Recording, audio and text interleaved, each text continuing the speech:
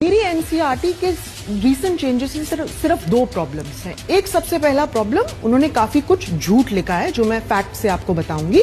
दूसरा, उन्होंने काफी कुछ इतिहास इनकम्प्लीट बताया। सिंस जिजिया इतना डिस्कस हो रहा था, सबसे पहले मैं ये क्लियर कर दूं कि ये आइडिया कि अकबर ने अपना एस्टैब्लिश करने के बाद बनाया था, जिजिया को खत्म किया था, ये बिल्कुल गलत है। अकबर का रेंज शुरू होता है 1560 में।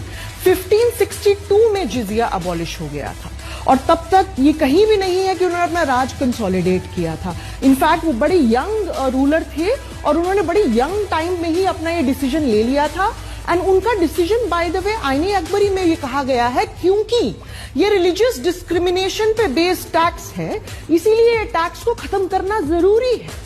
सो it's a very important thing to note कि ये बात एनसीईआरटी आपको नहीं पढ़ा रहा है। कितने साल के बाद उसने बंद किया? 2 साल के बाद। 1560 में शुरू हुए और 1562 में। अकबर का reign, by the way, goes from 1560 all the way to 1605, right? It's a long 45 years के अंतराल में फर्स्ट 2 ईयर 30,000 हम लोगों को मारने का आदेश दिया था। उसके बाद आप आ रहे हैं 30,000। मैं 1 मिनट आना चाहती हूँ। मैं पहले झूठ कवर कर दूं जो एनसीईआरटी के हैं।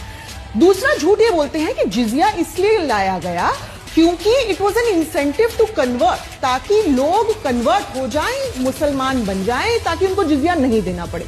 ये कौन सी सोर्स में लिखा है? मैं एनसीईआरटी को आरटीआई डालना चाहूंगी। मैं पूछना चाहूंगी, आपने कौन सी सोर्स में अकबर की, अकबर के बाद की, उससे पहले की, कभी की भी जब से जिजिया इस्लामिक वर्ल्ड में लागू हुआ है, कहां लिखा है कि it's an incentive to convert?